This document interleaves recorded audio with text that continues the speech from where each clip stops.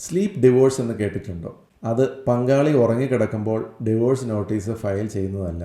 എന്നാൽ ഇതിനെക്കുറിച്ച് കൂടുതൽ മനസ്സിലാക്കാൻ ശ്രമിച്ചപ്പോഴാണ് ഇതിൻ്റെ യഥാർത്ഥ്യം മനസ്സിലായത്. ഉറക്കമെന്ന് പറയുന്നത് നമുക്ക് എല്ലാവർക്കും ആവശ്യമുള്ളൊരു സംഗതിയാണ്.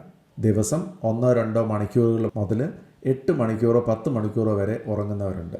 എന്നാൽ ഉറക്കത്തിനും ചില പ്രശ്നങ്ങൾ ഉണ്ട്.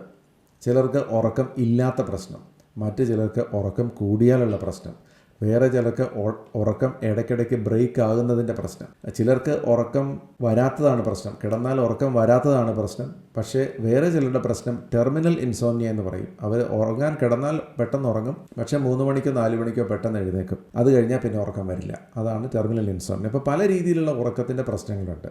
പക്ഷേ ഉറക്കം ഒരു ആരോഗ്യ പ്രശ്നമായി തീരുന്ന ഒരു സിറ്റുവേഷനാണ് കൂർക്കം വലി. പുരുഷന്മാരിൽ 40% പേർക്കും സ്ത്രീകളിൽ 24% പേർക്കും കൂർക്കം വലിയുണ്ടെന്നാണ് കണക്ക്. ഇനി കൂർക്കം വലിയുടെ ആരോഗ്യ പ്രശ്നങ്ങളെക്കുറിച്ച് നമുക്ക് ഒന്ന് എത്തി നോക്കാം.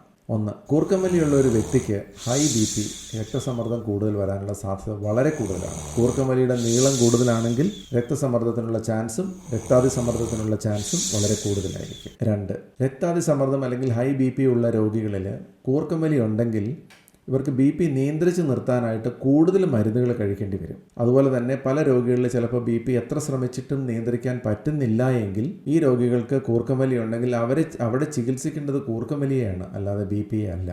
ഇങ്ങനെയുള്ള രോഗികളിൽ കൂർക്കം വലി നിയന്ത്രിക്കാൻ പറ്റിയാൽ BP നോർമലാകാൻ സാധിക്കും. 3ാമത്തെ പ്രശ്നം ഹൃദയമിടിപ്പിൻ്റെ താളം തെറ്റുന്നതാണ്. അരിത്മിയാസ് എന്നാണ് ഇതിന് പറയുന്നത്.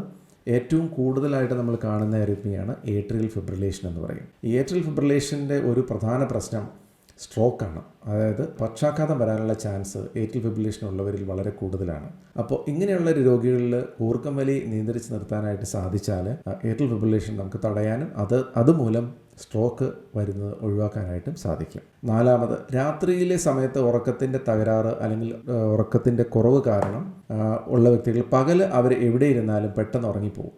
അപ്പോൾ പല ആൾക്കാരും നമ്മൾ കണ്ടിട്ടുണ്ട്, എവിടെയെങ്കിലും ഇരുന്നാൽ മതി അവർ പെട്ടെന്ന് ഉറങ്ങിപ്പോകും. ഇങ്ങനെയുള്ളവർ വാഹനങ്ങൾ ഓടിക്കുന്ന സമയത്ത് 1-2 സെക്കൻഡ് നേരത്തേക്കെങ്കിലും ചിലപ്പോൾ ഉറങ്ങിപ്പോകും. ഇങ്ങനെ ഉറങ്ങിപ്പോകുന്നത് മൂലം വളരെ സുരക്ഷിതമായിട്ടുള്ള സ്ഥലങ്ങളിൽ പോലും അല്ലെങ്കിൽ സ്ട്രെയിറ്റ് റോഡിലോ അല്ലെങ്കിൽ നാഷണൽ ഹൈവേയിൽ പോലും അപകടങ്ങൾ ഉണ്ടാകുന്നത് നമ്മൾ പലപ്പോഴും കണ്ടിട്ടുണ്ട്. 5. ശരിയായിട്ട് രീതിയിലുള്ള ഉറക്കം കിട്ടിയില്ലെങ്കിൽ പകൽ സമയത്ത് ഏകാഗ്രതയോട് കൂടി ജോലി ചെയ്യേണ്ടി വരുന്ന വ്യക്തികൾക്ക്, ഉദാഹരണമായിട്ട് ചാർട്ടേഡ് അക്കൗണ്ടൻസ് അല്ലെങ്കിൽ അഡ്വക്കേറ്റ്സ് അല്ലെങ്കിൽ ഡോക്ടേഴ്സ് അല്ലെങ്കിൽ കോളേജ് പ്രൊഫസേഴ്സ്, ടീച്ചേഴ്സ്, അങ്ങനെ IT എഞ്ചിനീയേഴ്സ്, അതുപോലെ ഉള്ള എല്ലാ വളരെയധികം ഏകാഗ്രതയോടുകൂടി വളരെയധികം കൃത്യതയോടുകൂടി ജോലി ചെയ്യേണ്ടവർക്ക് അത് ജോലിയിൽ തന്നെ പ്രശ്നങ്ങൾക്ക് കാരണമായിട്ട് തീരാനുള്ള കാരണമാണ്. അമേരിക്കയിലുള്ള ഒരു പഠനമനുസരിച്ച് അമേരിക്കയിൽ നടക്കുന്ന ഡിവോഴ്സിൻ്റെ 3ാമത്തെ കാരണം ആണ് കൂർക്കം വലി. എന്നാൽ ഇന്ത്യയിൽ അതിൻ്റെ കൃത്യമായ കണക്കുകൾ ലഭ്യമല്ല. പബ്ലിഷ് ചെയ്യാത്ത ചില കണക്കുകൾ അനുസരിച്ച് ഇന്ത്യയിൽ അത് 17ാമത്തെ കാരണമാണ്. എന്നാൽ നമ്മൾ ആരംഭത്തിൽ പറഞ്ഞ സ്ലീപ്പ് ഡിവോഴ്സ് ഇതല്ല. പങ്കാളികൾ തമ്മിലുള്ള ഉറക്കത്തിൻ്റെ സമയവ്യത്യാസം, കൂർക്കം വലി, ഉറക്കത്തിലുള്ള സംസാരം, ഫാനിൻ്റെയും AC-യുടെയും ആവശ്യത്തിലുള്ള വ്യത്യാസം, ഇവയെല്ലാം പങ്കാളികൾക്ക് ഒരു കിടക്കയിൽ തന്നെയോ അല്ലെങ്കിൽ ഒരു റൂമിൽ തന്നെയോ കിടക്കാനായിട്ട് ചിലപ്പോൾ ബുദ്ധിമുട്ടുണ്ടാകും. അപ്പോൾ ഒന്നുകിൽ 2 ബെഡിലോ അല്ലെങ്കിൽ 2 റൂമിലോ ഉറങ്ങുന്ന ആ ഒരു സിസ്റ്റം ഉണ്ടാക്കിയെടുക്കുന്നതിനാണ് സ്ലീപ്പ് ഡിവോഴ്സ് എന്ന് പറയുന്നത്. അല്ലാതെ ഉറക്കത്തിൽ ഡിവോഴ്സ് നോട്ടീസ് ഫയൽ ചെയ്യുന്നതല്ല സ്ലീപ്പ് ഡിവോഴ്സ്.